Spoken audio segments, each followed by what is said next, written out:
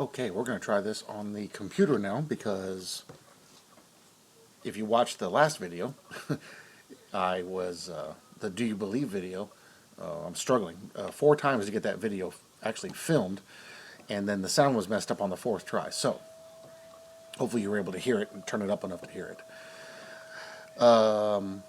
We're in Jeremiah 22 now, and if you guys remember, we'll go back to Jeremiah 21 to the last 5 verses. 1, 2, 3, 4, 5. Jeremiah 21:10. For I have set my face against this city for adversity and not for good, says the Lord. It shall be given into the hand of the king of Babylon, and he shall burn it with fire. And concerning the house of the king of Judah, say, hear the word of the Lord. O house of David, thus says the Lord, execute judgment in the morning, and deliver him who is plundered out of the hand of the oppressor. Lest my fury go forth like fire and burn so that no one can quench it, because of the evil of your doings. Behold, I am against you, O inhabitant of the valley and rock of the plain, says the Lord, who say, who shall come down against us, or who shall enter our dwellings? But I will punish you according to the fruit of your doings, says the Lord.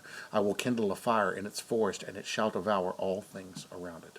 So he's proclaiming it's going to happen, guys. We saw all the way up to this point Jeremiah trying to plead God's cause. Nobody listening. Then Jeremiah pleads to God. God tells him, here's what I'm going to do for you. Jeremiah looks at the two. He says, I'm choosing God. And he finally gets to the point where he's like, Lord, look what they're doing. I don't want nothing to do with this. Give us what you're going to do because we deserve it. Look at what's happening. I can't. He chooses God. He's not happy about it, but he chooses God. He finds a girl he likes. He says, no. God says, nope. I don't want you to get into that.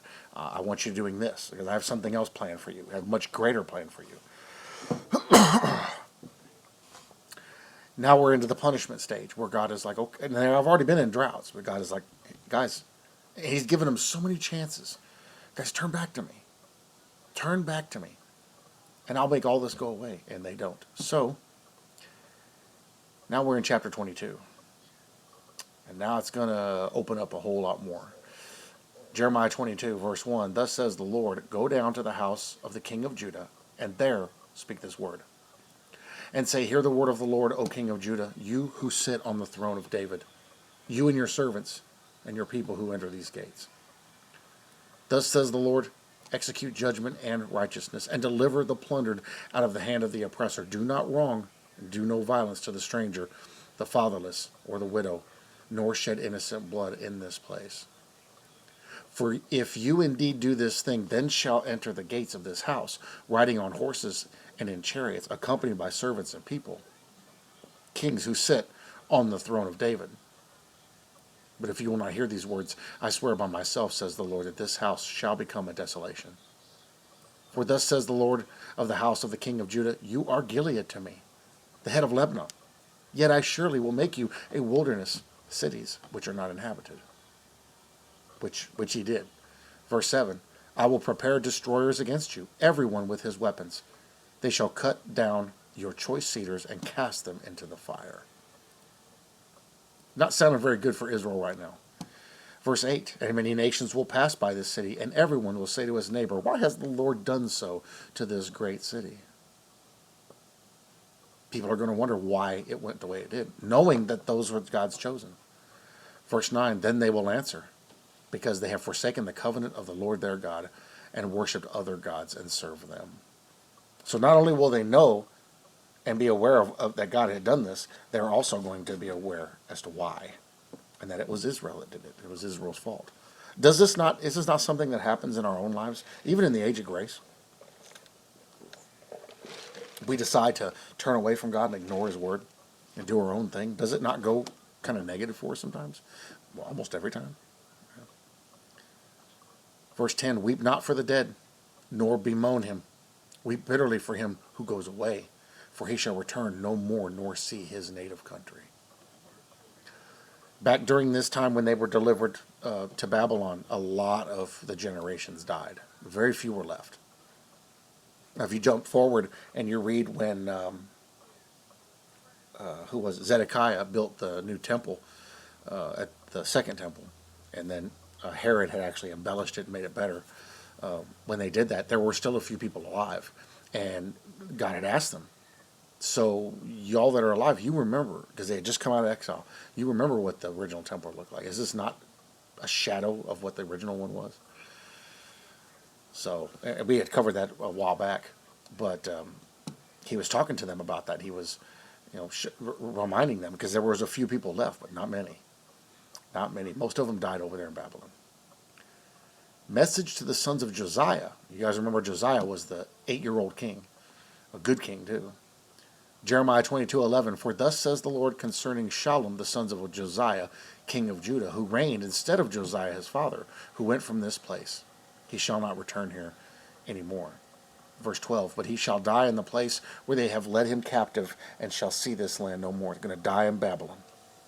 A lot of them are buried over there. A lot of their bones are over there.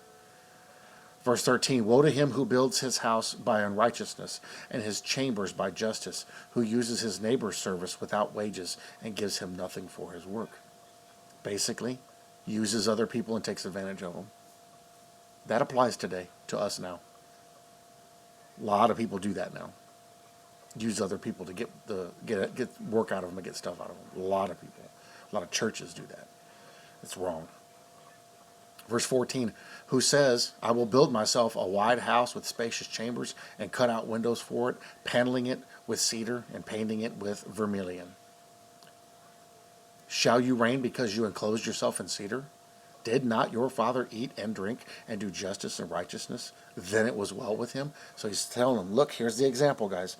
You think you're going to hide in the house? You think, I literally was talking about this earlier in the video, Do You Believe?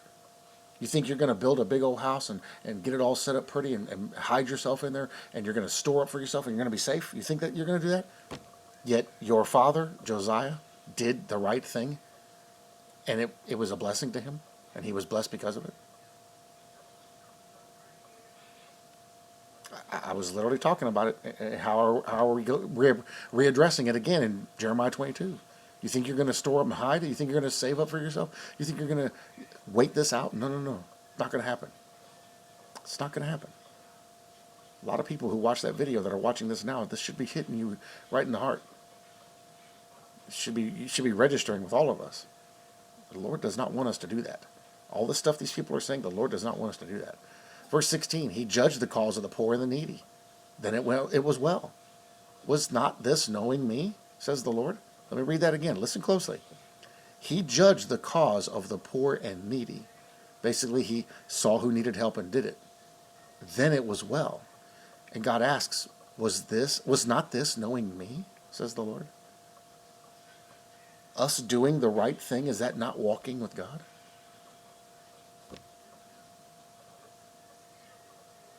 I did not plan it to come out like this.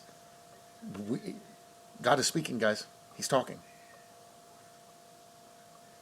Will be covered in Romans 10 and daily prayer. Will be covered in the video right after that. Do you believe? It's literally uploading right now. And what we're covering here that you'll see at 3 o'clock. He's speaking to us.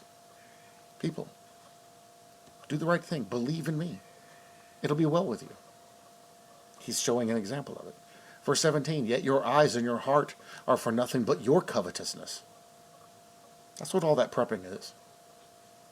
For shedding innocent blood and practicing oppression and violence. That's what all that is. It leads to nothing good. And we condemn ourselves by that action. Verse 18, therefore, thus says the Lord concerning Jehoiakim, the son of Josiah, king of Judah. They shall not lament for him, saying, alas, my brother, or alas, my sister. They shall not lament for him, saying, alas, master, or alas, his glory. Verse 19, he shall be buried with the burial of a donkey, dragged and cast out beyond the gates of Jerusalem. When a donkey died, they drug him out to that one little valley out there where all the trash heap was. It always burned. It always had a fire. There was always maggots and worms in there. They drag the carcass out of there and dump it on the pile. They've been excavating that place. You know how many human bones they found in there? Yeah. A lot. Verse 20, go up to Lebanon and cry out and lift up your voice in Bashan. Cry from Abarim, for all your lovers are destroyed. Verse 21, I spoke to you in your prosperity, but you said I will not hear. This has been your manner from your youth, that you did not obey my voice. Guys, God is speaking. He's speaking so loud right now. We need to be obeying his voice concerning all the things we're going through, and this chapter is solidifying that. Verse 22, the wind shall eat up all your rulers, and your lovers shall go into captivity. Surely then you will be ashamed and humiliated for all your wickedness. O inhabitant of Lebanon, making your nest in the cedars, how gracious will you be when pangs come upon you, like the pain of a woman in labor. Interesting terminology here. But I like what he says.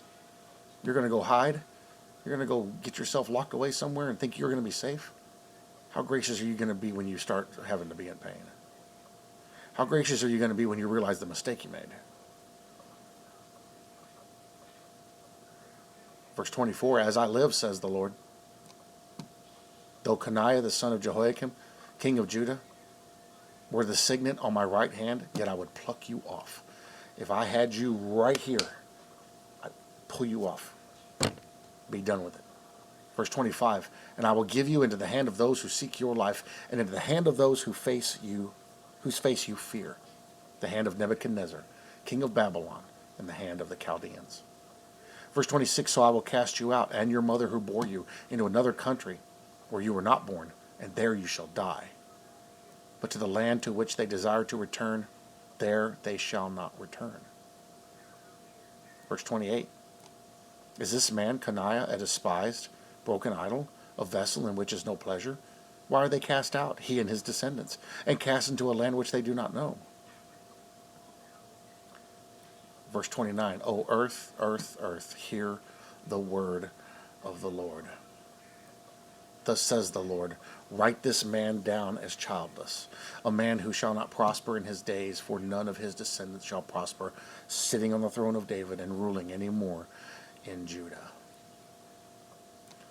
Boy, that sure drives the point home, doesn't it? This whole chapter, and we started in Romans 10 in daily prayer. We talked about a couple of issues in Do You Believe? And then now we're in Jeremiah 22. He couldn't be more clear. Do you believe me or not? You say you have faith in me. I don't see it. So because you don't want to listen, because you don't want to hear me, here's what's going to happen to you. These were his chosen people. Do we think we're immune? We're not immune.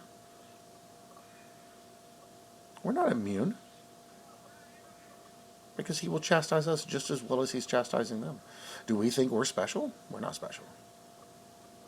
I am glad that he chastises us. I'm glad that we're in that category versus the other, because the other's far worse. The other will have to endure the wrath of God. We don't. We're not destined for wrath. We say we walk in faith, do we? They said they were walking in faith, and evidently they weren't. God made that pretty clear. And I love this verse 29. Oh, earth, earth, earth, hear the word of the Lord. He's talking to everybody. He's not talking just his people. He's talking to us too. Hear the word of the Lord. And do it. Just like I said in the last video. If we say we believe, let us act like it. Let us walk like it. Let us show it. If we say we have faith, let us present ourselves as faithful. If we say we trust God, let us show that we have that trust in him. Let us show him we trust him. Instead of prepping and saving and storing up for a time frame that we're never going to see. We will never, ever see it. Once we're taken, that's it. And we're not coming back until he comes back. That's it. The people that are here will have to endure the time that's been set aside for them. The time that's set aside for God to restore his people and to punish the unbeliever. Because it's not just temporal sins they're being punished for. It's denying the very God that sent all of us to them to give them the word. It's denying the very God that tried to save them. Denying the free gift of salvation presented to all men. We're not to be laying up and storing up and trying to hide like he's talking about these. You think you're going to hide? You think you're going to hide in your cedar palace? You think you're going to go up there and you're going to be safe? No, you're not going to be safe. I'm going to bring the house down on top of you. And I'm going to have you led away into captivity. And that's what's going to happen in the tribulation. And all these people think I'm going to do this and I'm going to do. You're not going to do nothing. You're only going to do what the Lord wills that you do. Because when the age of grace is over, it's God's way all the time. He takes his hand off and lets things go now. When the age of grace is over, and that will be at the rapture of the church. It's either going to be his way or the highway. And that highway only leads to one place. Oh, earth, earth, earth, hear the word of the Lord. I pray we all hear the word. I pray we all pay attention and listen. I pray we all take what he has to say for serious and for real and for truth. Test everything. Believe everything that he says. And all these people that are talking out there, we need to turn it right back around on them and say, you can have your information back. I'm going to believe the Lord. I'm going to trust him because he's never let me down and he's never going to let me down. Man will let you down. Things will let you down. Stuff in this world will let you down. God will never let you down. He will never leave you nor forsake you. And any of those who believe, he will not cast away. This has been an interesting day. And I don't know if it's over yet, because there may be more messages coming. I don't know. I'm going to let the Lord lead in. I'm going to do what he wants me to do. But it's pretty obvious. Warnings, very clear warnings are going out to all his people. Pay attention. You need to be paying attention. You need to examine yourself and see where you are. And you need to be coming to my word to prove everything, so that you will not be caught unawares. I love you guys. Thanks for watching. This has been Jeremiah 22. Jeremiah 23 is next. We'll see where that leads us. All right, I'll see you all in the next one.